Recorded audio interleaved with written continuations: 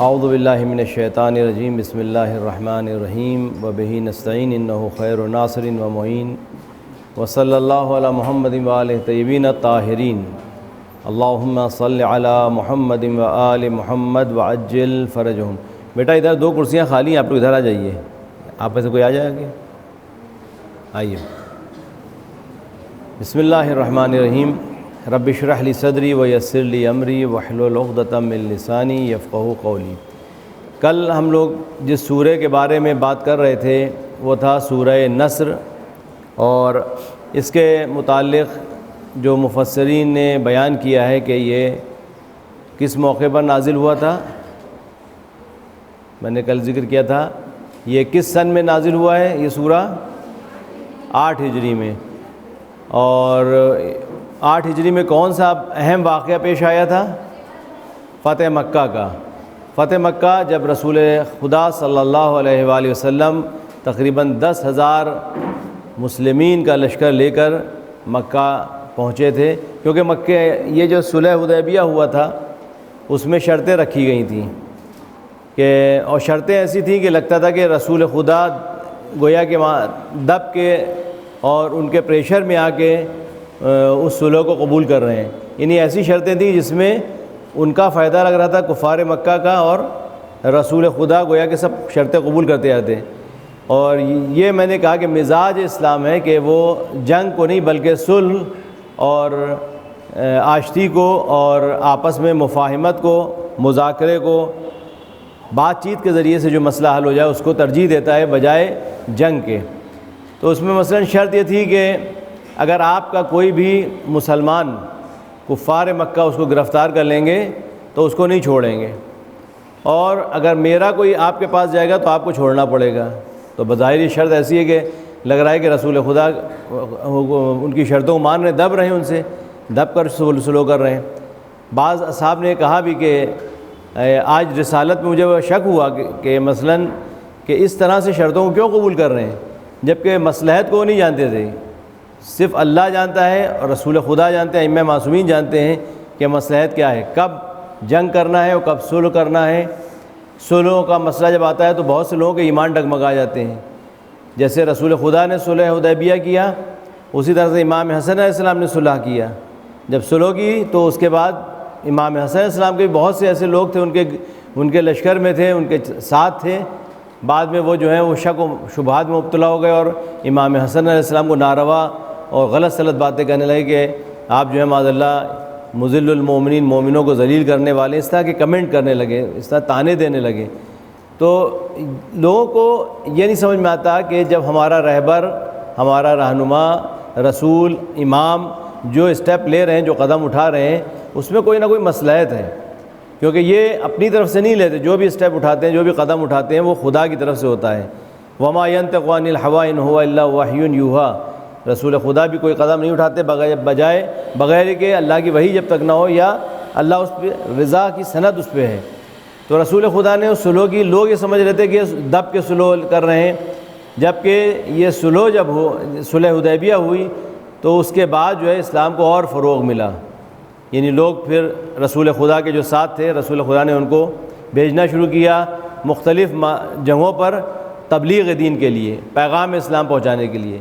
دیکھیے اسلام کا پیغام، کیونکہ جب تک رکاوٹیں تھیں تو لوگ سمجھ نہیں پا رہے تھے۔ امام علیہ السلام کا ایک جملہ ہے نہج البلاغہ میں، آپ ارشاد فرماتے ہیں، بہت قیمتی جملہ ہے، جس میں آپ نے ارشاد فرمایا نہج البلاغہ میں، الناس اعداء، الناس یعنی لوگ، ہم نے بتایا تھا الناس کے معنی کیا ہے؟ لوگ، قل اعوذ برب الناس، الناس اعداء، اعداء کے معنی کیا ہیں؟ دشمن، دشمن کا پلورل ہے، دشمن، عدو سنگلر ہے اور اعداء پلورل ہے۔ اعداء ما جہلو، جو نہیں جانتے، وہ جہالت سے، جو چیز نہیں جانتے اس کے دشمن ہوتے ہیں۔ تو امام فرما رہے ہیں کہ الناس اعداء ما جہلو، جب تک انسان جہالت میں رہتا ہے، نہیں جانتا کسی کے بارے میں، تو اس کے متعلق اس کو غلط فہمیاں بھی ہوتی ہیں اور اس سے دشمنی بھی کرتا ہے۔ جہاں وہ جہالت ختم ہو جاتی ہے، جو غلط فہمیاں ہیں وہ ختم ہو جاتی ہیں، تو پھر اس سے آشتی و محبت ہو جاتی ہے۔ مثال کے طور پر کوئی دیکھیے فطرت انسان کی ہے کہ وہ اچھائی سے محبت کرتا ہے، برائی سے نفرت کرتا ہے. فطرت انسان کی، اللہ نے جس فطرت پہ ہم کو پیدا کیا ہے وہ یہ کہ ہم فطرتاً اچھائیوں سے محبت کرتے ہیں اور برائیوں سے نفرت کرتے ہیں. حبب الیکم الایمان وزینہ فی قلوبکم، خدا نے ایمان کو تمہارے دل کی زینت قرار دیا ہے. حبب یعنی محبت کرتے ہیں ہم لوگ فطرتاً اچھائیوں سے. ہر انسان کوئی بھی ہو وہ اچھائی سے محبت کرتا ہے. یہاں تک کہ اگر چور بھی ہے تو وہ چوری نہیں سکھائے گا اپنے بچے کو. اگر جھوٹا بھی ہے تو اس کو آپ کہیے جھوٹے ہو تم تو وہ ناراض ہو جائے گا، جبکہ خود جھوٹ بولتا ہے. یعنی وہ فطرتاً اس بات کو قبول کرتا ہے کہ جھوٹ بری چیز ہے، چوری غلط چیز ہے. یہ انسان کی نیچر انسان کا یہ ہے کہ وہ اچھائی سے محبت کرتا ہے، برائی سے نفرت کرتا ہے. اب اگر کسی بھی ایکس وائی زیڈ کسی بھی شخص کے بارے میں ہم یہ کہیں کہ فلاں شخص جو ہے یہ برا ہے، یہ ایسا ہے، یہ جھوٹا ہے، یہ مکار ہے نا، تو آپ کے دل میں اس کے لیے کیا آئے گا؟ ابھی آپ کچھ نہیں جانتے اس کے. ایک شخص ہے مثلا زید نام کا کوئی شخص ہے، یا کوئی بھی آپ اپنے ذہن میں تصور کوئی بھی ایک پرسن ہے، ہم اس کے بارے میں کہیں کہ یہ بہت بڑا جھوٹا ہے، یہ دھوکہ دیتا ہے، یہ مکار ہے، یہ غیبتیں کرتا ہے، یہ دشمنیاں ڈالتا ہے، تو آپ کے دل میں ہمارے دل میں کیا خیال آئے گا اس کے لیے؟ اچھا پازیٹیو یا نگیٹو؟ نگیٹو. کیوں؟ اس لیے کہ اچھائیاں نہیں ہم بیان کر رہے ہیں. تو خود بخود ہم کو کیا ہوگا؟ اس شخص سے محبت ہوگی یا نفرت ہوگی؟ نفرت ہوگی.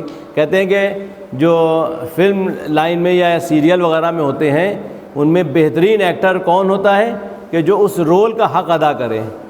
یعنی اگر ولن کا رول ادا کر رہا ہے تو بہترین ولن کا رول ادا کرے کہ لوگ اس سے نفرت کرنے لگیں، اور اگر اچھے انسان کا رول ادا کر رہا ہے تو بہترین رول ادا کرے کہ لوگ اس سے محبت کرنے لگیں. اچھا میں آپ سے پوچھتا ہوں، ایک سیاہ رنگ کا انسان ہے، مثال کے طور پر آپ نے بہت سیریل دیکھے، جیسے مختار نامہ دیکھا. آپ نے مختار نامہ دیکھا تھا؟ نہیں. کس نے دیکھا ہے مختار نامہ؟ سب نے دیکھا ہے تقریباً. مختار نامے میں جو کیریکٹر ہیں، مثلا ہرملا کا کیریکٹر، اب وہ شخص جو ہرملا بنا تھا وہ اپنی زندگی میں ہرملا نہیں ہے. اس کی ماں جو ہے رو رہی تھی کہ تم نے ایسا کام کیوں کیا جناب علی اصغر کو تیر مارا. وہ شخص بذات خود ظاہری زندگی میں اپنی ذاتی زندگی میں ہرملا نہیں ہے. بیٹا ادھر توجہ دیے، ذاتی زندگی میں ہرملا نہیں تھا، لیکن جب اس نے کیریکٹر نبھایا تو ہم آپ کو کیا ہوا؟ اس سے نفرت نہیں ہوئی، جبکہ وہ کیریکٹر اس کا جو ہے وہ ویسا نہیں ہے، کیریکٹر وہ نبھا رہا ہے ہرملا کا. اچھا مختار نامے میں کچھ اچھے کیریکٹر تھے. ابن زیاد کا کیریکٹر، وہ جو شخص ابن زیاد بنا ہے، ہم کو اس کو دیکھ کر اب یعنی تصویر بھی آتی ہے تو ہم کو دیکھ کے نفرت ہوتی ہے اس کی، جبکہ وہ بذات خود وہ ویسا نہیں ہے، کیریکٹر اس نے نبھایا تھا. سیاہ رنگ کا انسان اگر اچھا کیریکٹر نبھائے تو آپ کو کیا ہوگی؟ اس سے محبت ہو جائے گی خود بخود. جناب فضہ کے فضائل ہم سنتے ہیں، جبکہ جناب فضہ ٹیونس کی رہنے والی تھی، سیاہ رنگ کی تھی. جناب بلال حبشی، جناب قمبر، یہ کوئی گورے سفید رنگ کے نہیں تھے بلکہ سیاہ رنگ کے تھے. جناب بلال حبشی سیاہ رنگ کے تھے، کالے تھے. جناب لقمان حکیم، جن کا آپ لوگ بڑا ذکر سنتے ہیں، جن کے نام کا سورہ بھی ہے، جناب لقمان حکیم کیسے تھے؟ آپ سوچ کے بتائیے ان کا کیسا چہرہ ہوگا اور کس طرح کے ہوں گے. بڑا قرآن میں ان کا ذکر آیا، قرآن میں ان کا سورہ آیا ہے. کیسے ہوں گے جناب لقمان حکیم؟ ہاں سنا ہے لقمان حکیم کے بارے میں؟ کتنے اماموں نے ان کی بات کو دہرایا اور سفارش کی اور وصیت کی اور نصیحت کی. اماموں نے ان کا حوالہ دے کے. ہمارے ذہن میں آتا ہے کہ ہینڈسم ہوں گے، بہت لہیم شہیم ہوں گے، گھوڑے ہوں گے اور بڑے خوبصورت دکھنے والے ہوں گے، ہے نا. فارسی میں ایک شعر ہے کہ بود لقمان در غلامن چن طفیل، تیر صورت ہم چلیل، تیر صورت پرمانی ہم چلیل. بود لقمان در غلامان چن طفیل، فارسی میں ایک شعر ہے ان کے لیے کہا گیا ہے کہ لقمان حکیم غلاموں میں غلام تھے. لقمان حکیم کوئی آزاد نہیں، غلام تھے. بود لقمان در غلامان چن طفیل، غلاموں میں بھی یہ طفیلی تھے. طفیلی کسے کہتے ہیں؟ آپ لوگ جب جاتے ہیں کبھی مال وغیرہ جاتے ہوں گے تو وہاں لکھا رہتا ہے buy one get one free, ہے نا، buy one get one free. یہ وہ ان میں سے یعنی اگر غلام آپ خریدنے جائیں تو ان کو کوئی خریدنا نہیں پسند کرتا تھا، اتنے سیاہ رنگ کے پستاخت، شکل سے دیکھیے تو لگے گا نہیں یہ لقمان ہو گیا۔ اگر ہمارے سامنے لقمان آ جائے ہم ان کو مطابقت دیں قرآن کے سورے سے کہ قرآن کا سورہ ان کے نام آیا ہے اور یہ لقمان ہے، تو ہم جو ہے ان کو شکل دیکھ کے سوچیں گے یہ لقمان ہے۔ تو بود لقمان در غلامان چون طفیل، غلاموں میں بھی یہ طفیلی تھے، نہیں کوئی خریدنا چاہتا تھا تو ان کو نہیں خریدا تھا، یہ گفٹ مل جاتے تھے فری میں۔ تیر سورج پرمعانی ہم چلیل، اتنا سیاہ رنگ تھا ان کا، اتنے کالے تھے کہ جیسے رات، تاریک رات۔ تو اگر ہم ان کی شکل دیکھیں تو ہم کو ہو سکتا ہے ان کی شکل دیکھ کے ہم کو رغبت نہ ہو، لیکن جو ان کے فضائل بیان کیے ہیں، ان کی حکمتیں بیان کی ہیں، لقمان حکیم کہا گیا ہے۔ حکیم کسے کہتے ہیں؟ حکمت والا، وژڈم رکھنے والا، یعنی بات جو ان کی تھی حکیمانہ تھی۔ غلام تھے، سیاہ رنگ کے تھے، لیکن ان کی باتیں ایسی تھیں کہ ائمہ معصومین نے بھی کوٹ کی ہیں، قرآن میں ان کا سورہ آیا ہے پورا۔ تو ہم شکل سے اگر دیکھیں تو ان سے ہم کو شاید اتنی دلچسپی نہ ہو، لیکن کیریکٹر سے ہم کو محبت ہو گئی۔ لیکن اسی کے برخلاف قرآن میں سے ابو جہل کا، ابو لہب کا ہم نے سورہ پڑھا۔ ابو لہب یہ خوبصورت آدمی تھا، چہرہ گورا کے مطلب اس کے رخسار جو تھے سرخ رنگ کے تھے، خوبصورت تھا، لیکن کیا تھا؟ کیریکٹر خراب تھا۔ تو اگر ہم شکل سے دیکھیں تو شاید لقمان یہ ابو لہب کے سامنے اگر بلال حبشی کو رکھیں تو بلال حبشی کی طرف ظاہری طور پہ ہم کو محبت نہ ہو، اس کے چہرے کو دیکھ کے محبت ہو جائے، لیکن جب کیریکٹر سامنے آتا ہے تو پھر ہم کو نفرت ہونے لگتی ہے، چاہے جتنا بھی خوبصورت کیوں نہ ہو۔ یہ آپ لوگ سیریل وغیرہ میں مشاہدہ کرتے ہیں کہ ہم کو اس کیریکٹر سے محبت ہو جاتی ہے، چاہے وہ سیاہ رنگ کا کیوں نہ ہو۔ اچھا کیریکٹر نبھا رہا ہے تو اس سیاہ رنگ کے کیریکٹر سے محبت ہو جاتی ہے، اور اگر برا کیریکٹر نبھا رہا ہو تو اس چاہے وہ خوبصورت چہرہ کیوں نہ ہو نفرت ہونے لگتی ہے۔ ہوتی ہے نہیں ہوتی ہے؟ یہ کیا؟ یہ فطرت ہے ہماری، یہ نیچر ہے ہمارا۔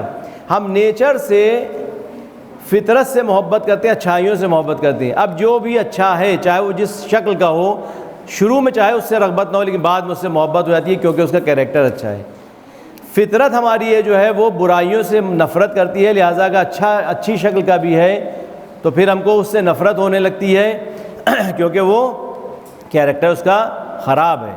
تو فطرت انسان کی جو ہے، نیچر ہے انسان کا، تو وہ انسان نیچر سے محبت کرتا ہے۔ تو یہی صورتحال یہاں پر بھی ہے کہ رسول خدا صلی اللہ علیہ وسلم، اللہم صلی علی محمد و آل محمد، آپ کے خلاف بہت پروپیگنڈے کیے جاتے تھے، بہت تبلیغات کی گئی کہ یہ ایسے ہیں، یہ جادو کر دیتے ہیں اور یہ اس طرح کے ہیں، لیکن جھوٹا نہیں کہہ پائے کیونکہ خود ہی ٹائٹل دیا تھا کہ آپ صادق ہیں، امین ہیں، امانت دار ہیں، صادق ہیں۔ تو ان کے خلاف کیا کیا؟ الناس اعداء ما جہلوا، یہی عام طور پہ ہوتا ہے، میڈیا بھی کرتا ہے، اکثر یہی ہوتا ہے کہ جو خبریں پھیلائی جاتی ہیں کسی شخص کی شخصیت کو ختم کرنے کے لیے۔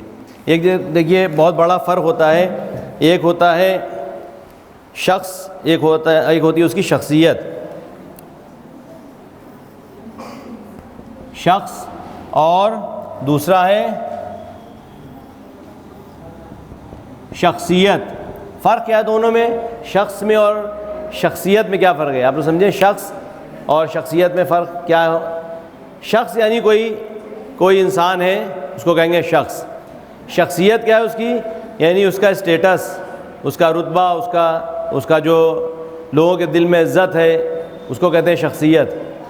اچھا، اگر کسی شخص کو قتل کر دیا جائے وہ زیادہ سنگین جرم ہے یا کسی کی شخصیت کو ختم کر دیا جائے؟ کیوں؟ شخصیت کو ختم کر دینا زیادہ سنگین جرم ہے جبکہ وہ زندہ ہے، لیکن اگر شخصیت کو کسی نہیں کہتے کیریکٹر اسیسینیشن، یہاں پر شخص کا اسیسینیشن اور یہاں پر شخصیت کا، کیریکٹر کا اسیسینیشن۔ فرق کیا ہو جائے گا دونوں میں؟ اگر کسی شخص کو قتل کیا تو لوگوں کی سمپیتھی ہو، تو لوگوں کی ہمدردی آپ کے ساتھ رہے گی، یعنی کسی کا قتل کر بیچارے کو مار دیا، بتاؤ اچھا خاصا انسان تھا، اس کو بے گناہ کو قتل کر دیا ہے نا۔ لیکن اگر شخصیت کو کسی کو قتل کر دیا، وہ جیتے جی اس کو جو ہے لوگ نفرت کی نگاہ سے دیکھنے لگیں گے، برا کہنے لگیں گے۔ تو جب ہم کسی کے بارے میں غلط بیانی کرتے ہیں، لہٰذا ہم کو دھیان رکھنا چاہیے کسی کا شخصیت کا اسیسینیشن نہ کریں، کیریکٹر اسیسینیشن نہ کریں۔ غیبت کرنا کیوں برا ہے؟ یا چغلی کرنا کیوں برا ہے؟ یہ جو ابو لہب کی بیوی کرتی تھی، ادھر سے ادھر باتیں پہنچاتی تھی، کیوں؟ کیونکہ اس سے وہ کیریکٹر کو اسیسینیٹ کرتی تھی، شخصیت کو مجروح کرتی تھی۔ کوفے والوں میں اور شام والوں میں کیا فرق تھا؟ کوفے والے جناب زینب کو بھی جانتے تھے، سید سجاد کو بھی جانتے تھے، امام حسین السلام کو بھی جانتے تھے، لیکن شام والوں کو بچپن سے ایسے پروان چڑھایا گیا کہ ان کے دل میں نفرت اہل بیت کی بھری ہوئی تھی۔ لہٰذا جب یہ قافلہ کربلا سے شام پہنچا ہے تو بہت سے ایسے لوگ تھے شام والے جو آ کر سید سجاد کو برا بھلا کہہ رہے تھے، اچھا ہوا تمہارے ساتھ معاذ اللہ ایسا ہوا، اس طرح سے جرأت کر رہے تھے اور اس طرح سے گستاخی کر رہے تھے کہ بہت اچھا ہوا تمہارے ساتھ ایسا ہوا، تمہیں قتل کیا گیا اور تم کو اسیر بنایا گیا۔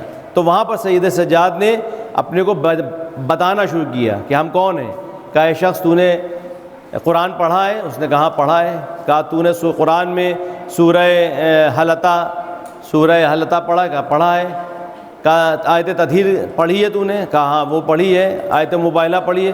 کہا یہ تم کیوں ذکر کر رہے ہو؟ تو امام نے کیا فرمایا کہ یہ ساری سورے اور یہ ساری آیتیں یہ ہمارے گھرانے کے ہم لوگ کے لیے نازل ہوئی ہیں۔ یعنی وہ نہیں جانتا تھا کہ کون ہے، یعنی شخصیت سے واقف نہیں تھا، شخصیت کو اتنا مجروح کر دیا تھا، اتنا ختم کر دیا تھا کہ لوگ نفرت کر رہے تھے ان سے، اہل بیت سے۔ لیکن جب شخصیت سے واقف ہوئے تو توبہ کرنے لگے اور معافی مانگنے لگے۔ آپ لوگ کو ایک واقعہ یاد ہوگا امام حسن علیہ السلام کا کہ جب آپ نے ایک شخص کو جو آپ کو برا بھلا کہہ رہا تھا مدینے میں، وہ آیا تھا شام سے، ہے نا، شام سے آیا تھا، وہ امام حسن علیہ السلام کو بہت برا بھلا کہنے لگا۔ تو امام نے اس کے جواب میں کیا کیا؟ برائی کا جواب برائی سے دیا یا اچھائی سے دیا؟ کیا کیا تھا؟ آپ لوگوں نے سب نے سنا ہے واقعہ، کوئی بتائے گا کیا واقعہ تھا؟ کون بتائے گا؟ جی احسن، تم اس کو گھر لے گئے اپنے اور کہا کہ تم ہمارے گھر میں رہو، تم باہر کے لگتے ہو، کیونکہ لہجے سے معلوم ہے، تو آپ بمبئی جائیے تو آپ پتہ چل جائے گا کہ لکھنؤ والے ہیں، لیکن بمبئی والا کوئی آئے گا تو ہم پتہ لگا لیں گے، یہ لہجے سے معلوم ہو جاتا ہے کہ کہاں باہر کا کوئی ہے۔ تو امام حسن نے فرمایا کہ تو باہر کا لگتا ہے، لہذا میرا گھر حاضر ہے، دسترخوان حاضر ہے، جب تک تو چاہے رہے، جو تجھے ضرورت ہو سب۔ اس نے اخلاق امام حسن کو دیکھا، بچپن سے اس نے سنا تھا کہ امام حسن السلام بد اخلاق ہیں، بچپن سے سنا تھا کہ اہل بیت علیہ السلام جو برے ہیں، ان کو جو پرورش دی گئی تھی، تو شخصیت کو مجروح کیا جا رہا تھا، شخصیت کو مجروح کیا جا رہا تھا، جما جہلو، لوگوں کو جاہل بنایا جا رہا تھا اہل بیت کے متعلق، اہل بیت جو ہیں برے ہیں معاذ اللہ۔ امام علیہ السلام پہ لعنتیں ہوتی ہوئیں، 70 سال تک 70,000 ممبروں سے لعنت ہوئی، برا کہا گیا امام علیہ السلام کو۔ سوچئے کیا ہوا تھا، لوگ نہیں جانتے تھے، ان کو جاہل بنایا گیا تھا۔ جب جہالت ہوتی ہے تو نفرت ہوتی ہے، لیکن جب جہالت ختم ہو جاتی ہے تو وہی نفرت محبت میں بدل جاتی ہے۔ تو امام حسن السلام نے اس کو کیا کیا، اپنے گھر لے گئے۔ تو آپ یہاں پر دیکھیں نتیجہ نکلتا ہے، جو کہتے ہیں کہ ہم لوگ قرآن میں اور اہل نہج البلاغہ میں علوم موجود ہیں۔ آپ لوگوں نے میتھمیٹکس کا ایک فارمولہ پڑھا ہوگا والا، بچے فوراً متوجہ ہو جاتے ہیں۔ اس کو مٹا دوں میں، واضح ہو گیا یہ؟ ایک فارمولہ ہے امام علی صاحب کا قول نہج البلاغہ کا، اور اس کو بھائی یہاں پر اس واقعے سے ریلیٹ کر کے، پلس پلس کیا ہوتا ہے، پلس مائنس مائنس، ہاں مائنس کون کہہ رہا ہے، مائنس مائنس پلس، اچھا plus minus minus, minus plus minus, یہ جو آپ فارمولہ پڑھتے ہیں کس کا ہے، کس نے دیا ہے فارمولہ؟ یہ نہج البلاغہ کا دیا ہوا فارمولہ امیر المومنین السلام کا فارمولہ ہے۔ آپ فرماتے ہیں تمہارے دوست 3 ہیں اور تمہارے دشمن بھی 3 ہیں۔ تمہارا دوست ہے، تمہارے دوست کا دوست پلس پلس تمہارا دوست ہوگا، تمہارے دوست کا دوست تمہارا دوست، تمہارے دشمن کا دشمن مائنس مائنس، تمہارے دشمن کا دشمن تمہارا دوست ہوگا۔ امام فرماتے ہیں دشمن بھی 3 ہیں، ایک تو تمہارا دشمن، ایک تمہارے دوست کا دشمن، پلس مائنس مائنس وہ بھی تمہارا دشمن ہوگا. تمہارے دوست کا جو دشمن ہے وہ تمہارا دشمن ہے. تمہارے دشمن کا جو دوست ہوگا مائنس پلس یہ بھی مائنس یہ بھی تمہارا دشمن ہوگا. سمجھ میں آیا؟ یہ فارمولہ مولا علی کا قول اور یہ فارمولہ سامنے رکھیے. اب آئیے یہاں پہ نتیجہ نکالتے ہیں. امام حسن علیہ السلام کے پاس جو وہ شخص آیا تھا امام کو برا بھلا کر رہا تھا، وہ کیا تھا؟ مائنس تھا یا پلس تھا؟ جب آیا تھا تو مائنس تھا یا پلس تھا؟ مائنس تھا، دشمن تھا. لیکن گیا کیا؟ پلس بن کے. پلس بن کے گیا تو امام فرماتے تمہارے دوست کا جو دوست ہوگا وہ بھی تمہارا دوست ہوگا. بچپن سے لے کے اس نے اہل بیت کے خلاف، امام حسن کے خلاف برا بھلا سنا اور نفرت اس کے دل میں پروان چڑھ رہی تھی. جب شام پلٹ کر گیا ہوگا تو اس کے جو دوست ہوں گے وہ بھی لاموالا امام حسن کے دوست بن گئے ہیں. اگر امام حسن علیہ السلام وہاں پر ریئیکٹ کرتے اور نفرت سے اس کا جواب دیتے، یعنی جو برائی وہ کر رہا تھا، جو برا کہہ رہا تھا امام کو، اگر وہ بھی امام حسن بھی وہی کرنے لگتے، اس کو برا بھلا کہنے لگتے اور اپنے اخلاق کو نہ ظاہر کرتے، اس سے بدتمیزی سے بات کرنے لگتے، تو کیا ہوتا؟ وہ دشمنی ویسے ہی دشمنی بنی رہتی. جب پلٹ کر جاتا تو وہ دشمن بن کے جاتا اور اس کے جو دوست تھے وہ بھی دشمن بنے رہتے. تو امام حسن علیہ السلام نے اپنے حسن اخلاق سے، اچھے کیریکٹر سے، اچھے اپنے انداز سے، گفتگو سے اس کو دوست بنا لیا. جب وہ گیا کہ مولا میں تو آپ کے بارے میں کیا سن کر آیا تھا، لیکن آپ کا کیریکٹر دیکھ کر، آپ کا کردار دیکھ کر میں بالکل بدل گیا اور میں آپ کا دوست بن کر جا رہا ہوں. تو اب بتائیے اگر امام حسن اس کو پلٹ کر جواب دیتے وہ بہتر رہتا یا یہ کہ اس کے سامنے آپ نے اچھے اخلاق کا مظاہرہ کیا وہ اچھا تھا؟ تو اب اس سے نتیجہ کیا نکلتا ہے کہ اگر ہمارا کوئی دشمن ہے، اگر ہم کو کوئی برا کہہ رہا ہے، کوئی گالی دے رہا ہے، تو کیا کریں ہم اس کو؟ بیٹا آپ لوگ بتائیے، لڑکے زیادہ تر اس میں وہ جوش زیادہ رہتا ہے. اگر کوئی آپ کا دوست یا کوئی آپ کو دشمن یا آپ کو کوئی نہ چاہنے والا آپ کو برا بھلا کہے، سڑک پہ کوئی گالی دینے لگے تو کیا کریے گا؟ آستین چڑھا کے ماننے نہ لگیے گا. امام حسن علیہ السلام کا کیریکٹر، اہل بیت کا کیریکٹر اپنائیے تاکہ وہ آپ کا دوست بنے. جو غلط فہمی ہوتی ہے وہ دشمنی ایجاد کرتی ہے. اصل میں جو غلط فہمیاں ہوتی ہیں ہمارے دل میں، جہالت جو ہوتی ہے، اس سے ہم کو نفرت ہوتی ہے، اس سے ہم کو دشمنی ہوتی ہے. لیکن اگر وہ جہالت ختم ہو جائے، جب جہالت ختم ہو جائے تو کیا ہوگا؟ وہ دوستی بن جائے گی. رسول خدا کے خلاف بھی اس طرح سے پروپیگنڈے کیے گئے تھے، لیکن جب فتح مکہ ہوا، مکہ کو فتح کیا تو جو غلط فہمیاں تھیں وہ برطرف ہو گئیں اور لوگ جو ہیں جوگ در جوگ اسلام میں داخل ہونے لگے. یہی صورتحال امام زمانہ جل اللہ تعالیٰ فرجہ شریف کے لیے. اللہم صلی اللہ علیہ وسلم.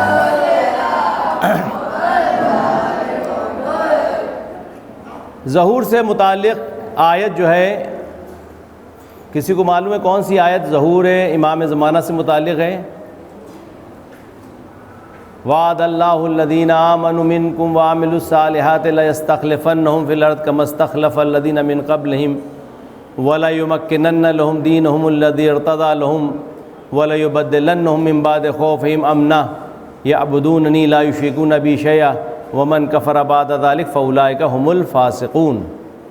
یہ سورہ نور کی آیت ہے، سورہ نور. وعد اللہ الذین، ابھی میں بتا دوں گا، ریفرنس دوں گا میں، شاید سورہ نور جہاں تک میرا خیال ہے سورہ نور کی آیت ہے. اللہ نے وعدہ کیا الذین آمنوا منکم وعملوا الصالحات، مومنوں سے. آمنوا منکم وعملوا، دیکھیے آمنوا وعملوا الصالحات، ہمیشہ ہم نے کہا ایمان و عمل صالح کا، عمل صالح کے بارے میں کہا کہ عمل صالح کسے کہتے ہیں؟ اچھا عمل کسے کہتے ہیں؟ عمل صالح کس عمل کو کہتے ہیں؟ 3 شرطیں ہیں عمل صالح کے لیے. پہلی شرط یہ ہے کہ وہ عمل جو ہے جو ہم انجام دے رہے ہیں، جو فعل ہم انجام دے رہے ہیں، وہ اس کی نیت پاک ہو، اللہ کے لیے ہو. عمل صالح اس عمل کو کہتے ہیں عمل صالح، اچھا عمل. یہ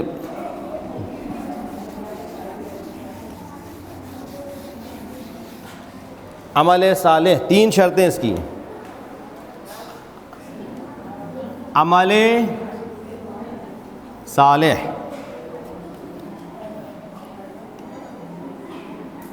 نیت پاک ہو، پہلی شرط کیا ہے عمل صالح کی؟ نیت ہماری پاک ہونا چاہیے، اللہ کے لیے ہم کریں، وہ عمل صالح ہے، شیطان کے لیے نہیں۔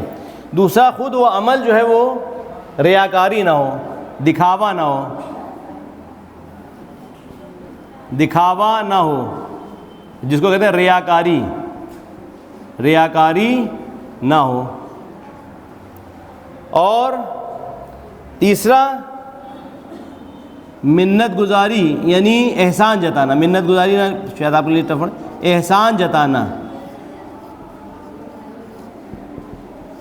یہ نہ ہونا چاہیے۔ تین چیزیں، ایک عمل صالح وہ ہوتا ہے جو نیک نیت کے ساتھ انجام دیا جائے اللہ کی رضا کے لیے اور اللہ کو خوش کرنے کے لیے۔ دوسرا، ریاکاری، دکھاوا نہ ہو اس کام میں، چاہے وہ کوئی بھی کام انجام دے رہے ہیں دکھاوا نہ ہو، اللہ کے لیے کوئی کام انجام دے رہے ہیں تو اس میں دکھاوا نہ ہونا چاہیے۔ اور تیسرا ہے کہ احسان نہ جتائیں، اگر ہم نے کسی کے ساتھ نیکی کی ہے تو ہم اس کو ذلیل نہ کریں، احسان نہ جتائیں۔ تو عمل صالح اس کو کہتے ہیں۔ آمنوا منکم وعملوا الصالحات، اللہ نے وعدہ کیا ہے کن سے؟ الذین آمنوا منکم وعملوا الصالحات، تم میں سے جو ایمان لائے اور عمل صالح انجام دیے ہیں۔ کیا وعدہ کیا ہے؟ لَيَسْتَخْلِفَنَّهُمْ فِي الْأَرْضِ، ان کو زمین پر، ارض جو ہے عربی میں جو ارض ہے وہ انگلش کا ارتھ ہے۔ ارض، زواد کا تلفظ جو ہے سب سے ٹف تلفظ ہے عربی کا، یعنی حتیٰ کہ عرب زبان لوگ جو ہیں وہ بھی زواد کے تلفظ میں غلطی کرتے ہیں۔ یہاں پر ایک محلہ ہے، ایک ایریا ہے جس کا نام ہے، جہاں پہ غار والی کربلا کہلاتی، کیا اس کا نام ہے؟ نہیں، غار والی کربلا جہاں پر واقع ہے اس جگہ کو کیا کہتے ہیں؟ اس ایریے کو ہاں کیا کہتے ہیں؟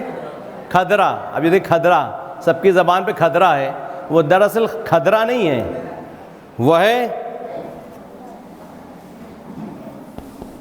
خضرا، جزیرہ خضرا ہم لوگ کہتے ہیں، جزیرہ خضرا، خضرا ہریالی، کھدرا کیونکہ زواد کا تلفظ سب سے زیادہ ٹف ہے عربی کا۔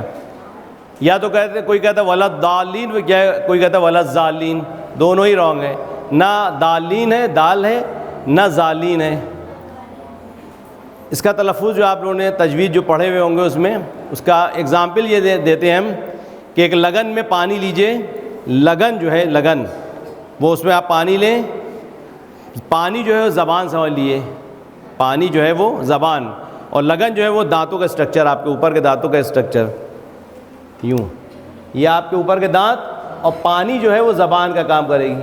اب اس کو آپ یوں ہلائیے، اس لگن کو یوں ہلائیے، تو کیا ہوگا؟ پانی جو ہے کبھی یوں جائے گا، کبھی یوں جائے گا۔ یہ ہے ذات کا تلفظ۔ رسول خدا صلی اللہ علیہ وآلہ وسلم ارشاد فرماتے ہیں، اللہم صلی علی محمد وعلی محمد، آپ فرماتے ہیں کہ انا افصح من نطق بالضاد، سب سے بہترین تلفظ جو ذات کا کیا ہے وہ میں نے کیا ہے، یعنی رسول خدا فرما رہے ہیں۔ عرب زبان بھی اس میں غلطی کرتے ہیں۔ تو یہ ہے خضرا۔ نوابین اس بات کا خیال رکھیں، ہر روضے کو مناسب جگہ پہ رکھیں۔ یہ گومتی ندی کے کنارے رکھا ہے کیونکہ جو اصل سرداب امام زمانہ ہے وہ بھی دجلہ کے قریب ہے، تو اس کو بھی ندی کے قریب رکھا ہے۔ اور یہاں پر بھی اس ایریے میں بھی اہل سنت حضرات زیادہ ہیں، وہاں پر بھی اہل سنت حضرات خضرا میں، جہاں پہ سرداب ہے وہاں پہ زیادہ ہے، تو ہر چیز کا لحاظ رکھتے ہوئے، تو یہ خضرا ہے، کھدرا نہیں ہے۔ تو اب جو ہے لَيَسْتَخْلِفَنَّهُمْ فِي الْأَرْضِ، ارض کی بات چل رہی تھی۔ ارض جو ہے وہ عربی کا ارض، انگلش کا ارتھ۔ ارتھ کس کو کہتے ہیں؟ ایک خطے زمین کو، ایک ٹکڑے کو کہتے ہیں، یا پوری زمین کو، پورے گلوب کو کہتے ہیں، پورے گلوب کہتے ہیں۔ اللہ کہہ رہا ہے کہ پوری زمین پر ہم اپنا خلیفہ مقرر کریں گے، جانشین بنائیں گے۔ لَيَسْتَخْلِفَنَّهُمْ فِي الْأَرْضِ كَمَا اسْتَخْلَفَ الَّذِينَ مِن قَبْلِهِمْ، جیسے پہلے والوں کو ہم نے خلافت عطا کی، لیکن پہلے والوں کو پوری زمین پہ نہیں ملی، پوری زمین پر دی جائے گی۔ اللہ کے بارڈر نہیں ہیں، پوری زمین پر۔ وَلَيُمَكِّنَنَّ لَهُمْ دِينَهُمُ الَّذِي ارْتَضَىٰ لَهُمْ، اور ان کے لیے اس دین کو آسان کر دیں گے جس سے وہ راضی ہے۔ کون سا دین سے راضی ہے؟ اللہ نے غدیر خم میں کیا کہا تھا؟ آیت نازل ہوئی تھی، الْيَوْمَ أَكْمَلْتُ لَكُمْ دِينَكُمْ وَأَتْمَمْتُ عَلَيْكُمْ نِعْمَتِي وَرَضَيْتُ لَكُمُ الْإِسْلَامَ دِينًا، راضی ہو گیا تمہارے دین اسلام سے، یعنی اب تک مکمل نہیں تھا، اب مکمل ہو گیا۔ ولایت علی ابن ابی طالب کا جب اعلان ہوا تو دین مکمل ہو گیا، اور اللہ فرما رہا ہے کہ اس آیت میں کہ ہم اس دین کو آسان کر دیں گے۔ اس کے بعد سب کے پاس میسج پہنچے گا پورا کلیئر، کوئی شبہ نہیں رہے گا، کوئی ڈاؤٹ نہیں رہے گا جس کے ذہن میں جو شبہات ہیں، کیونکہ ظہور سے پہلے کی علامات یہ ہیں کہ جب ظہور سے پہلے لوگ جو ہیں اپنے ایمان کو کھو دیں گے، اللہ بچائے واقعی ایمان کو سلامت رکھے، اس کے لیے دعائیں ہیں۔ خاص کر امام صادق علیہ السلام ارشاد فرماتے ہیں کہ دعائے غریق پڑھا کرو آخری زمانے میں۔ دعائے غریق کون سی ہے؟ یا اللہ ہو، یا رحمان ہو، یا رحیم، یا مقلب القلوب ثبت قلبی علی دینک۔ تو پروردگار عالم دین کو واضح کر دے گا۔ اب اس کے بعد اگر کوئی نہیں مانتا ہے اور نافرمانی کرتا ہے، کیونکہ کلیئر بالکل میسج پہنچے، جب امام زمان آئیں گے تو بیچ سے رکاوٹیں ہٹ جائیں گی، جیسے صلح حدیبیہ کے بعد، فتح مکہ کے بعد ہٹ گئی تھیں۔ جب کلیئر ہو جائے گا میسج تو لوگ خود بخود اس کو ایکسیپٹ کریں گے، اور خود بخود اس کی جو ہے جو برائیاں عام طور پہ جو اسلام کے خلاف لوگ جو ہے غلط فہمی کے شکار ہوتے ہیں کہ اسلام شدت پسند مذہب ہے اور اسلام میں جو تلوار کے زور پہ اسلام پھیلا، یہ سب غلط ہے۔ اسلام تلوار کے زور پر نہیں پھیلا، اسلام رسول خدا کے اخلاق پر، امیر المومنین ائمہ معصومین کے اخلاق سے پھیلا ہے۔ اور یہ اخلاق کے بہت سے واقعات ہیں یہاں پر کہ رسول خدا نے 13 سال مکے کی زندگی گزاری، کہیں آپ نے تلوار نہیں اٹھائی، اور جو جنگیں آپ نے لڑیں بھی تو خود سے نہیں لڑیں، کوئی جو جنگیں تھیں وہ ڈیفینسو وار تھیں، دفاعی جنگیں تھیں، امپوزڈ وار نہیں تھی، یعنی کہ رسول خدا وہ خود سے حملہ نہیں کیا بلکہ ڈیفینس کیا ہے۔ جو ان کے اوپر تھوپی گئی تھی جنگیں وہ تھیں۔ جنگ بدر ہو، رسول خدا نے اس میں پہل نہیں کی۔ جنگ احد، بیٹا ادھر سنیں آپ لوگ، جنگ احد جو 5 بڑی جنگیں کہی جاتی ہیں، جنگ بدر، جنگ احد، جنگ خیبر، جنگ خندق اور جنگ حنین، یہ 5 بڑی جنگیں کہی جاتی ہیں۔ کسی میں بھی دیکھیے رسول خدا نے پہل نہیں کی، جب ان پر حملہ ہوا تو ڈیفینسو وار تھی، آپ نے دفاع کیا ہے۔ ہاں بیٹا ادھر سنیں، ادھر کیا کیا ہے؟ دفاع کیا ہے، خود حملہ نہیں کیا ہے بلکہ ڈیفینس کیا ہے۔ اور صلح کی یہ بہت ایک واقعہ آپ کو سامنے سناؤں ہے۔ ایک قبیلہ تھا یمامہ، اور اس قبیلے کا سردار تھا سمامہ۔ سنیں بیٹا آپ لوگ سنیں، ایک قبیلہ تھا یمامہ، اس کے قبیلے کا سردار تھا سمامہ۔ وہ اتنی نفرت کرتا تھا رسول خدا سے کہ جب رسول کا نام آتا تھا تو ان کو برے القاب سے، اور کہتا تھا میں اگر قتل ہوں گے تو میرے ہاتھ سے قتل ہوں گے معاذ اللہ، یعنی اتنی نفرت رکھتا تھا وہ رسول کے لیے، بے انتہا دشمن۔ بڑا رچ قبیلہ تھا، بہت دولت مند قبیلہ تھا۔ ایک بار جنگ ہوئی اس قبیلے سے، اور یہ قبیلہ شکست کھا گیا، ان سب کو گرفتار کر کے لے آیا گیا۔ اب جب یہ گرفتار کر کے لائے گئے تو رسول خدا نماز پڑھنے جا رہے تھے تو دیکھا یہ سب کے سب بیٹھے ہیں، اس میں سمامہ بھی بیٹھا ہوا ہے، اس سردار قبیلے کا سردار وہ بھی بیٹھا تھا۔ تو رسول خدا نے دیکھا اس کو، اب یہ کتنا بڑا دشمن تھا، رسول کو برا بھلا کہنے والا ہو، کہتا تھا میں ان کو قتل کروں گا۔ رسول خدا کے کہنے گئے ابھی میں لوٹ کے آ رہا ہوں، تم لوگ کے حق میں فیصلہ کرتا ہوں۔ گئے نماز پڑھ کے واپس آئے، جب نماز پڑھ کے واپس آئے کہا کہ دیکھو تمہارے لیے ہم 3 آپشن دیتے ہیں، پہلا تو یہ کہ ہم تم کو قتل کر دیں۔ تو اس نے کہا کہ بھئی ہم لوگ تو آپ کے قیدی ہیں، آپ چاہے تم کو قتل کر دیں، آپ کو حق ہے۔ تو رسول خدا نے کہا کہ نہیں، دوسرا آپشن بھی ہے، دوسرا یہ کہ تم ہم کو پیسہ دے کر اپنے کو آزاد کرا لو۔ اچھا قبیلہ مالدار قبیلہ تھا، انہوں نے کہا کہ اگر آپ ایسا کریں گے تو ہم آپ کو مالا مال کر دیں گے، ایکسپورٹ کا کام تھا، یہ اناج وغیرہ کا ایکسپورٹ کرتا تھا یہ قبیلہ، اگر مالا مال کر دیں گے۔ تو کچھ اصحاب نے کہا کہ یا رسول اللہ اسی پہ بات کر لیے، ختم کر لیے تاکہ پیسہ آ جائے۔ رسول نے کہا نہیں، اگر میں نے اس سے وعدہ کیا ہے، 3 آپشن دیے ہیں تو 3 آپشن اس کو بتائیں گے، تو پہلا تو قتل کر دیں، دوسرا تم کو پیسہ لے کے تم کو آزاد کر دیں، اور تیسرا کہ ہم تم کو معاف کر دیں۔ تو اب وہ تعجب میں پڑ گیا کہ میں اتنا دشمن ان کا، اتنا ان سے نفرت کرتا تھا، کیا یا رسول اللہ کیا آپ مجھے معاف کر سکتے ہیں؟ یعنی رسول تو نہیں کہا کہ یہ محمد کہ ہم کو معاف کر دے، وہ ممکن ہے؟ رسول نے کہا کیوں نہیں ممکن ہے، معاف کر سکتے ہیں، جاؤ میں نے تمہیں معاف کیا۔ اب جو کہا رسول نے کہ تم کو معاف کیا تو وہ تعجب میں پڑ گیا کہ میں اتنا بڑا دشمن، اتنی گستاخی کی اور رسول نے مجھے معاف کر دیا. تو وہ گیا، خیر اپنے وہ گیا فریش ہو کے کپڑے وپڑے بدل کے صاف ستھرا ہو کے آیا اور آ کر رسول سے کہا کہ میں آپ کے دین میں داخل ہونا چاہتا ہوں. وہ بھی دین میں داخل ہوا، ساتھ میں جو اس کے ساتھی تھے وہ سب کے سب دین میں داخل ہوئے. یہاں پر رسول نے تلوار نہیں اٹھائی، چاہتے تو اس کو قتل کر دیتے، اتنا بڑا دشمن تھا. تو یہ نمونے ایک نہیں ہیں، ہزاروں نمونے ایسے ہیں کہ جس سے معلوم ہوتا ہے کہ دین جو ہے وہ تلوار کو نہیں پسند کرتا، بلکہ رسول خدا نے ہمیشہ صلح کو اور محبت کے ذریعے سے دین کو پھیلایا ہے، تلوار کے ذریعے سے نہیں بلکہ اپنے اخلاق کے ذریعے سے پھیلایا ہے. تو جب فتح مکہ ہوا تو لوگ رسول کے سے آگاہ ہوئے، اسلام کے پیغامات سے آگاہ ہوئے، اور اس طرح سے بہت سے جو کل میں نے بتایا تھا کہ آپ جب مکے آئے تو آپ نے سجدہ کیا اور عبادت کی اور عمومی معافی کا اعلان کیا کہ میں سب کو معاف کرتا ہوں، جبکہ ان لوگوں نے کتنی اذیت پہنچائی تھی رسول خدا کو، لیکن سب کو عمومی معافی کا اعلان کیا. تو یہاں پر ایک پیغام تو یہ بھی ہے کہ رحمت اور معافی کو اللہ نے مقدم رکھا ہے انتقام کے اوپر. اللہ نے انتقام کو پسند نہیں کیا ہے، جتنا ہو سکے معاف کر دے، دشمن کو بھی معاف کر دے. امام علیہ السلام نے بھی جب ابن ملجم کو سامنے لایا گیا تو امام نے فرمایا کہ اے حسن، اگر میں اس کی ضربت سے شہید ہو جاتا ہوں تو اس کو صرف ایک ضربت لگانا، اور اگر میں زندہ اگر میں بچ گیا تو میں خود دیکھ لوں گا، اور اگر میں شہید ہو گیا تو صرف ایک ضربت کے بدلے ایک ضربت لگانا، اور اگر معاف کر دو وہ اقرب للتقویٰ. یہ دیکھیے اب یہ کیریکٹر ہمارے ائمہ معصومین کا، یہ اسلام کی تعلیم ہے. یعنی ائمہ معصومین وہ پیش کرتے ہیں جو تعلیمات اسلام ہیں.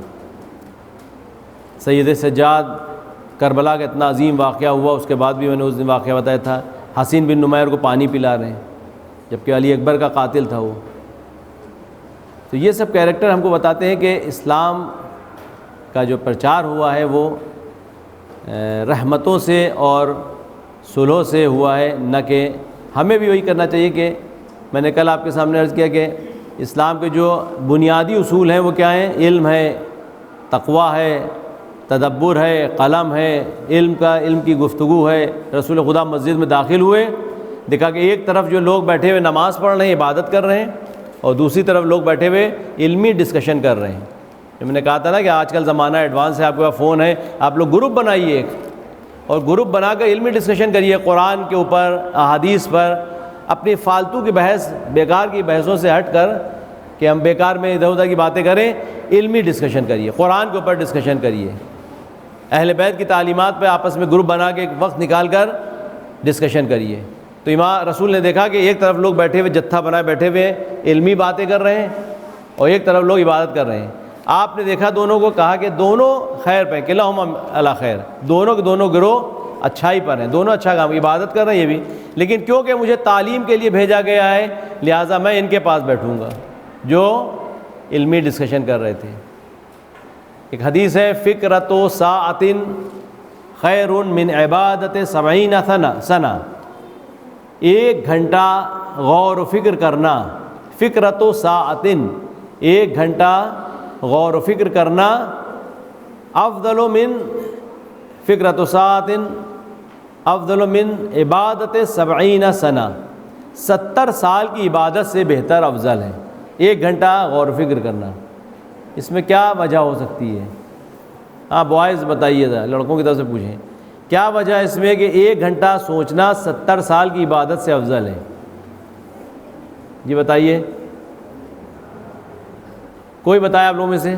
ایک گھنٹہ غور و فکر کرنا یعنی 70 سال عبادت. آج کل عمر تقریباً 70 سال اگر پہنچ گیا تو بہت اچھا ہے.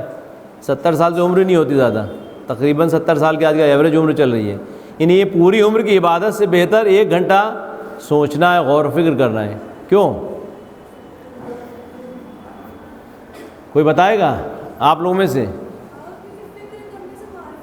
احسن، تم معرفت حاصل ہوتی ہے. عبادت اللہ نہیں چاہتا کہ ہم عادت کی بنیاد پر معرفت کریں، عبادت کریں. عادت کی بنیاد پر عبادت کرنے کا مطلب ہے کہ ہم روزانہ ایک پارہ پڑھتے ہیں، تو آج ہمارا چھوٹ گیا پارہ، اب ہم اپنے مہمان جو آئے تو اس کو ہم لعنت برآمد کریں، کم بخت اس کی وجہ سے آج میں پورا قرآن کا پارہ نہیں پڑھ پایا. روز نماز شب پڑھتا تھا لیکن یا جو آگے میرے مہمان تو ان کی وجہ سے آج میری نماز شب چھوٹ گئی. یہ عادت کی عبادت ہے، یہ نہیں چھوٹ گئی تو اس لیے ہم پریشان ہو رہے ہیں. جبکہ ہمارے مولا کا کیا کردار ہے؟ شب ہجرت رسول خدا نے فرمایا علی سے کہ علی میرے بستر پر سو جاؤ. تو امیر المومنین کے پاس ایکسکیوز تھا نہیں تھا. وہ کہتے کہ یا رسول اللہ آپ تو جانتے ہیں کہ میں راتوں کو عبادت کرتا ہوں، میں رات بھر عبادت کرتا ہوں، آپ جانتے ہیں، آپ کسی اور سے کہہ دیجئے. رسول خدا سے یہ نہیں کہا، بلکہ کیا فرمایا؟ کیا میرے سونے سے آپ کی جان بچ جائے گی؟ رسول خدا نے فرمایا بھلا کیوں نہیں، میرے تمہارے سونے سے ہماری جان بچ جائے گی. آپ سو گئے بستر رسول پر، اس رات بستر رسول پر سوتے رہے، عبادت یہی ان کی تھی. یعنی آپ جانتے تھے اگر امام علیہ السلام عادت کی بنا پر عبادت کر رہے ہوتے تو ایکسکیوز کر سکتے تھے، یا رسول اللہ میں روز رات کو عبادت کرتا ہوں. لیکن آپ جانتے تھے کہ عبادت کا مطلب یہ نہیں کہ جو ہم اپنے سے چاہیں وہ عبادت. شیطان سے اللہ نے کہا کہ آدم کا سجدہ کرو، اس نے کہا کہ نہیں کروں گا، میں تیرا عبادت سجدہ کروں گا، تیرے سوا کسی کا سجدہ نہیں کروں گا. اللہ نے کہا میں جیسے کہہ رہا ہوں ویسے عبادت کرو، نہ کہ جیسے تم چاہ رہو ویسے عبادت کرو. عبادت ہمارے اپنی من پسند نہیں ہے، جو خدا جیسے چاہ رہا ویسی عبادت ہونا چاہیے، وہ معرفت کی عبادت ہوتی ہے. تو مولا علی علیہ السلام جانتے تھے کہ اللہ کو کیا پسند ہے، خدا کی رضا کیا ہے، خدا کس بات سے خوش ہوتا ہے. آیا میرے مصلی پہ کھڑے ہو کے عبادت کرنے سے خوش ہوگا یا میرا بستر رسول پر سو جانے سے خوش ہوگا؟ تو آپ فرماتے ہیں کہ آج کی رات میں ایسا سویا کہ ایسی نیند کبھی نہیں آئی. جبکہ تلواروں کے بیچ میں سو رہے تھے، لوگوں کو پتہ چل جائے کہ ہمارے پر اٹیک ہونے والا ہے تو شاید رات کو سوئے نہ ہو. امام علی صاحب کہہ رہے ہیں میں اطمینان سے سویا کہ آج تک ایسی نیند نہیں آئی. جبکہ 40 قبیلے تقریباً تلواریں کھینچے ہوئے کھڑے تھے کہ رات ہو اور رسول کا کام تمام کیا جائے. تو امیر المومنین السلام نے بتایا کہ عبادت معرفت سے ہونا چاہیے. معرفت کب ہوتی ہے؟ جب ہم غور و فکر کریں گے. الذین یتفکرون فی خلق السماوات والارض، جو لوگ وعلی جنوبہم یتفکرون فی خلق السماوات الذین یذکرون اللہ قیاما وقعودا وعلی جنوبہم ویتفکرون فی خلق السماوات والارض ربنا ما خلقت ھذا باطلا. جو لوگ کروٹیں لیتے ہوئے اللہ کا ذکر کرتے ہیں، کھڑے ہوں بیٹھے ہوں اللہ کا ذکر کرتے ہیں، اور آسمان کو دیکھ کر کہتے ہیں اللہ ربنا ما خلقت ھذا باطلا، پروردگار تو نے یہ چاند ستارے یہ آسمان. امام زین العابدین صاحب گھنٹوں بیٹھ کر دیکھا کرتے تھے آسمانوں کو اور فرماتے تھے کہ آسمان اس کے اندر کیا گہرائیاں ہیں، کیا اللہ کی نشانیاں ہیں. ہم دیکھیں دیکھنا دو طرح کا ہوتا ہے. ایک دیکھنا ہوتا ہے سرسری نگاہ سے دیکھنا، ایک ہوتا ہے معرفت کا دیکھنا. آپ آئینہ خریدنے گئے، آئینہ جب آپ خریدتے ہیں تو آپ آئینے کو دیکھتے ہیں، آئینے میں اپنی شکل نہیں دیکھ رہے ہوتے ہیں، آپ اس کے خد و خال کو دیکھتے ہیں کیسا بنا ہے. لیکن جب آپ کنگھی کرنے جاتے ہیں، اپنے کو آپ دیکھنے جاتے ہیں، منہ دھونے جاتے ہیں، تو پھر ہم اس وقت آئینے کو نہیں دیکھتے بلکہ اپنا چہرہ دیکھ رہے ہوتے ہیں. تو ہم دیکھ کس نگاہ سے رہے ہیں کائنات کو؟ ایک بار ہم سیر و تفریح کے لیے پہاڑوں پر گئے تو پہاڑوں کے حسن و جمال کو دیکھ رہے ہیں، لیکن ایک بار ہم دیکھ رہے ہیں کہ ان عظیم پہاڑوں، ان خوبصورت جنگلوں اور باغات کا بنانے والا کتنا حسین ہوگا. تو ہمیں معرفت کی نگاہ سے دیکھنا چاہیے ہر چیز کو، عبرت کی نگاہ سے دیکھنا چاہیے، تبھی ہم کو معرفت ہوگی. تو یتفکرون فی خلق السماوات والارض ربنا ما خلقت ھذا باطلا، کہ جو آسمانوں کو دیکھ کے کہتے ہیں پروردگار تو نے اس کو عبث و بیکار نہیں خلق کیا ہے. یہ ہوتی ہے وہ نگاہ کہ جو معرفت کی نگاہ ہوتی ہے. غور و فکر کرنا چاہیے ہر چیز میں، غور و فکر. قرآن میں اسی لیے کہا گیا ہے قرآن میں غور و فکر کرو. یہ رٹ کر پڑھنا، جلدی جلدی پڑھنا وہ معنی نہیں رکھتا. پڑھیے رویت رتل القرآن ترتیلا، قرآن کو ٹھہر ٹھہر کر پڑھیے، جتنا ہو سکے اتنا قرآن پڑھیے. کم سے کم 40 آیتیں جو حدیثوں میں کہ ہر مومن کو چاہیے کہ کم سے کم 40 آیتیں روزانہ پڑھے. ایک طریقہ بنا لیے، البتہ یہ عادت نہ بنائیے. 40 آیتیں کم سے کم پڑھیے. اور اگر ایک ایک آیت کو امام علی رضا علیہ السلام فرماتے ہیں کہ ویسے تو قرآن ختم کرتے تھے لیکن رمضان المبارک میں وہ ایک ایک آیت کو ٹھہر ٹھہر کر پڑھتے تھے. خود فرماتے ہیں میں اس کو غور و فکر کر کے پڑھتا ہوں. تو علم جو ہے وہ قرآن، جبکہ وہ خود قرآن ناطق تھے لیکن اللہ کا کلام ہے اور وہ بھی اللہ کی نشانی ہے. لیکن امام ہم لوگ کو ہدایت دے رہے ہیں کہ قرآن عظیم کتاب ہے. ظاہرہ انیق و باطنہ عمیق. قرآن کا ظاہر جو ہے بہت خوبصورت ہے اور اس کا باطن جو ہے اس کا ڈیپ جو ہے بہت گہرا ہے، بہت گہرائی ہے اس میں. جتنا علم بڑھتا جائے گا اتنی اس کے اندر آیتیں جو ہیں وہ روشن ہوتی جائیں گی. ایک بار ہم قرآن کو سمجھ رہے ہیں، قرآن کو دیکھ رہے ہیں قرآن کا ترجمہ دیکھ رہے ہیں، ہم اپنے اعتبار سے سمجھ رہے ہیں، لیکن ہم جب علم حاصل کر کے علم ہمارا اور آگے بڑھے گا تو ہم جب قرآن کو سمجھیں گے تو اس کے معنی بدل جائیں گے۔ ایک وہی قرآن جب کوئی عالم پڑھے گا تو اس کے لیے قرآن کے معنی کچھ اور ہوں گے، ایک وہی قرآن جب کوئی مجتہد پڑھے گا تو اس کے لیے قرآن کے معنی کچھ اور ہوں گے، وہی قرآن جب امام پڑھ رہا ہے تو اس کے معنی کچھ اور ہیں۔ تو قرآن کی گہرائی بہت زیادہ ہے، کوئی اس کی گہرائی تک، کیوں اللہ کا کلام ہے، جب اللہ میں کوئی نہیں سمجھ سکتا کہ خدا کے وجود کو نہیں سمجھ سکتا، تو کلام الہی کو جتنا بھی اس میں گہرائی میں جائیں گے اتنے راز نہفتہ جو ہیں وہ آشکار و کھلتے جائیں گے۔ وقت میرے خیال سے ختم ہو گیا ہے، ابھی ہے وقت؟ ایک صلوات پڑھیں محمد و آل محمد۔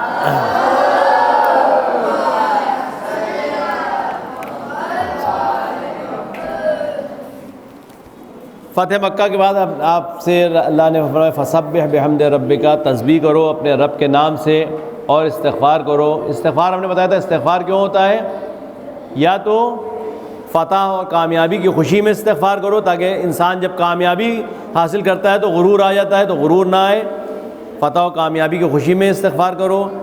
دوسرا ہے کہ غرور سے بچنے کے لیے استغفار کرو۔ تیسرا یہ کہ ملت کے لیے استغفار کرو، اور نورانی قلب کی نورانی اور قلب کو روشن کرنے کے لیے استغفار کرو۔ استغفار کے معنی یہ نہیں کہ انسان توبہ کرے تبھی استغفار کرے، یعنی ائمہ معصومین اور رسول خدا کا استغفار یہ نہیں کہ وہ انہوں نے معاذ اللہ کوئی گناہ کیا تھا، بلکہ ہم کو بتا رہا ہے کہ عظمت الہی کو بتا رہے ہیں کہ جب وہ استغفار کر رہے ہیں تو اللہ کتنا عظیم ہے، کتنا بلند و برتر ہے کہ وہ اس کی بارگاہ میں استغفار کر رہے ہیں، اور بتا رہے ہیں کہ دیکھو اس کی بارگاہ میں جاؤ تو استغفار کر کے جاؤ۔ جب بھی کوئی کامیابی ملے خدا کا شکر ادا کریے، تسبیح کے معنی ہے کہ اللہ کا شکر ادا کریے، سجدہ شکر ادا کریے کہ اللہ تو نے ہم کو کامیاب کیا۔ انشاءاللہ رزلٹ آپ لوگ کا اب آنے والا ہے امتحانات کا، جب امتحانات کے رزلٹ آئیں تو اس کے لیے آپ سجدہ شکر ادا کریے۔ سید الساجدین ان کو کیوں کہا جاتا ہے؟ کہ ہر وقت کوئی بھی نعمت ملتی تھی اس کا شکر ادا کرتے، سجدہ کرتے تھے۔ تو ہم کو بھی چاہیے کہ ہر وقت اللہ کی توصیف کریں، تسبیح کریں اور شکر ادا کرتے ہیں، کوئی بھی نعمت ملے شکر ادا کریں۔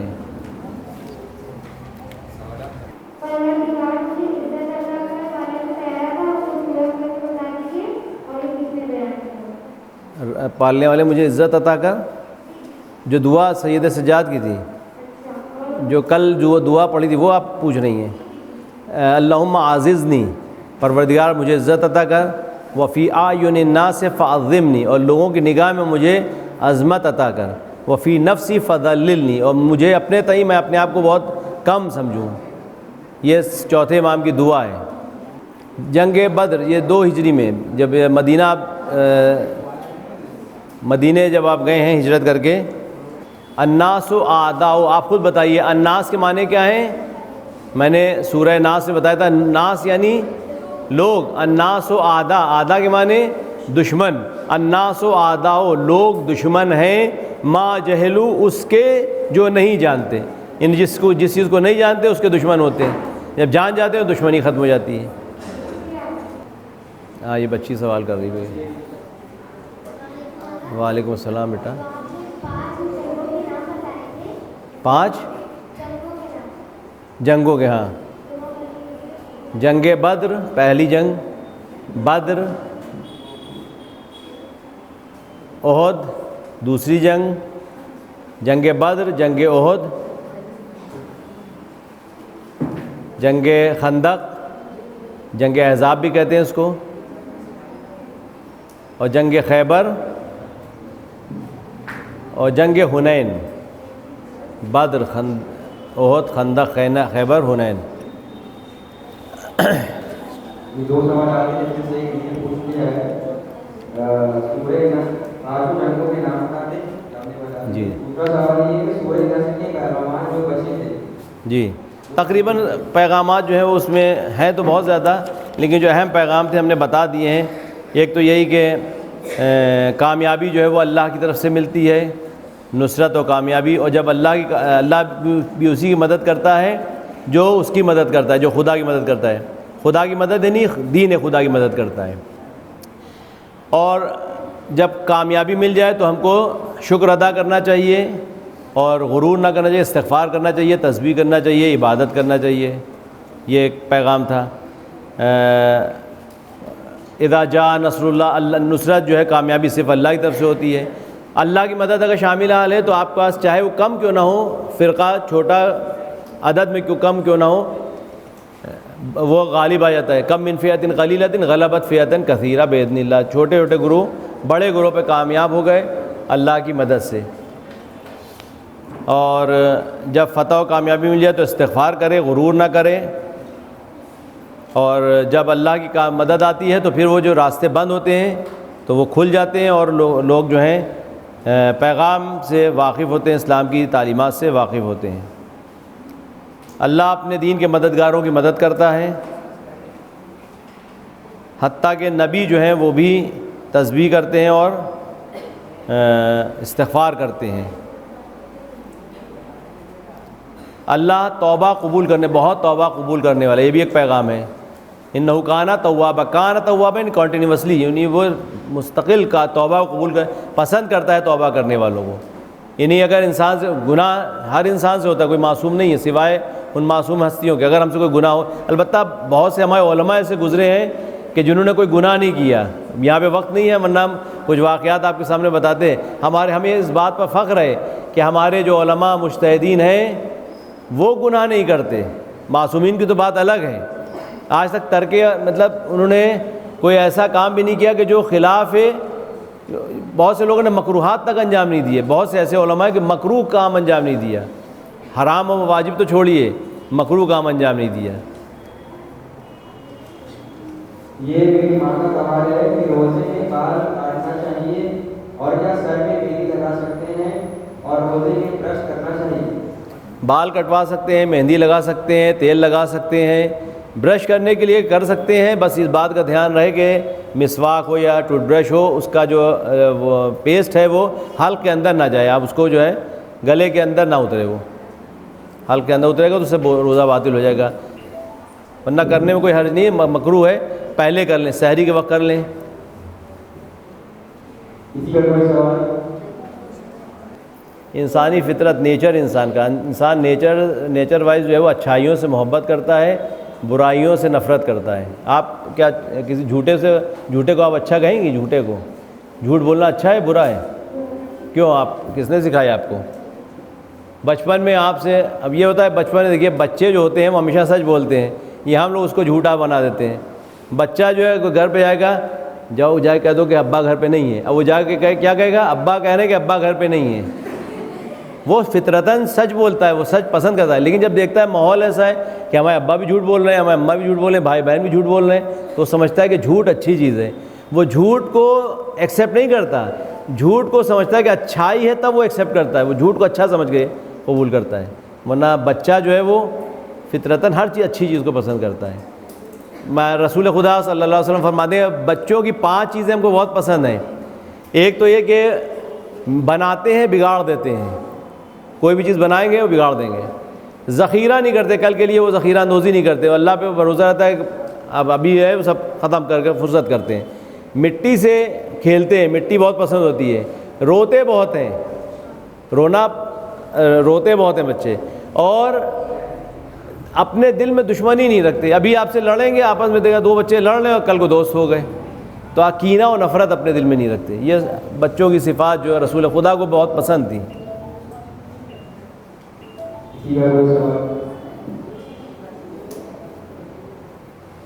کسی بار میں پوچھا تھا کہ ہم نوٹس بنا رہے ہیں، کیا اس کے مارکس ایڈ ہوں گے اور اس کا بھی پرائز ملے گا؟ تو آپ نوٹ بنائیے، اس کا بھی پرائز دیجیے۔ نوٹس آپ کے یہاں پہ کام آئیں گے، اور جو لوگ نوٹ نہیں بنا پا رہے ہیں، جو آپ یہ چاہتے ہیں کہ یہاں پہ کلاسز ہو رہے ہیں، ان کے لیے وہاں پہ پیچھے QR کوڈ لگا ہوا ہے، آپ اس کو اسکین کر کے واٹس ایپ پہ میری فیسبک پہ ویڈیو ڈالی جا رہی ہے، وہاں سے آپ نوٹ حاصل کر سکتے ہیں۔ ہر کام کو للہ کے معنی ہے کہ آپ چاہے وہ زبان سے نہ کہیں، دل میں نیت ہونا چاہیے کہ ہم یہ پروردگار تیری خوشی کے لیے کریں۔ کوئی ایسا کام پرہیز کریں ہر کام سے، کیونکہ جب یہ ہم کوئی کام کرنے لگتے ہیں تو ہم کو دل میں خیال آتا ہے کہ پروردگار اس سے ناراض تو نہیں ہوگا، تو اگر یہ خیال آ رہا ہے تو فوراً اس کام کو چھوڑ دیں. اگر ناراضی کا تو آپ کا عبادت میں آلریڈی وہ بدل جائے گا. جو کام کریں اس میں یہ دھیان رکھیں کہ ہم اس کو اللہ کی خوشی حاصل کے لیے کریں. بسم اللہ الرحمن الرحیم. میں اپنی طرف سے اور تمام اراکین ادارہ مقصد حسینی کی طرف سے حجت الاسلام والمسلمین مولانا ارشد حسین صاحب قبلہ کا تہ دل سے شکر گزار ہوں کہ انہوں نے انتہائی مصروفیت کے باوجود اسکول کی بھی ذمہ داری ہے, یونٹی میں بھی آپ جانتے ہیں, اس کے علاوہ نماز کی, تبلیغات کی, اور اس میں آپ نے وقت نکالا اور قرآن کی تفسیر کے سلسلے میں آپ نے بہت بہترین انداز میں, آسان انداز میں روشنی ڈالی, جس کے گواہ آپ سب خود ہیں بچے یہ. لہذا پروردگار عالم سے دعا ہے پروردگار عالم آپ کی توفیقات میں اضافہ فرمائے اور زیادہ سے زیادہ ہم سب کو استفادہ کرنے کی توفیق برحمت فرمائے. اور انشاءاللہ سال آئندہ بھی ہم امیدوار ہیں کہ انشاءاللہ آپ وقت نکالیں گے, اور وقت نکالنے کے ساتھ ساتھ انشاءاللہ تعالیٰ اور آپ سب ان سے دوبارہ استفادہ کریں گے.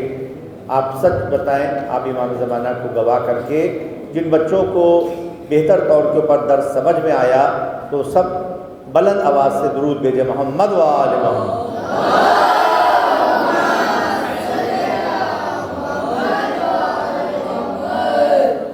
آپ لوگ کو بہتر انداز میں سمجھ میں آیا درس؟ اگر سب میں سمجھ میں آیا سب کے بہتر انداز میں تو ہاتھ اٹھائیں آپ لوگ. ٹھیک ہے, اگر کچھ سوالات تھے آپ کے تو سوالات کے جوابات بھی دیے گئے, اور انشاءاللہ آئندہ بھی سوالات کے جواب دیے جائیں گے انشاءاللہ. اور کوئی سوال تو نہیں ہے بچوں آپ سے متعلق ہو؟ کیا آپ کے بعد کل سے نہج البلاغہ اس کا درس شروع ہوگا, نہج البلاغہ کا شروع ہوگا, لہٰذا آپ سے اس کے اندر ڈاکٹر حیدر مہدی صاحب انشاءاللہ تعالیٰ دیں گے. اگر کوئی سوال نہیں ہے تو دعا کریں.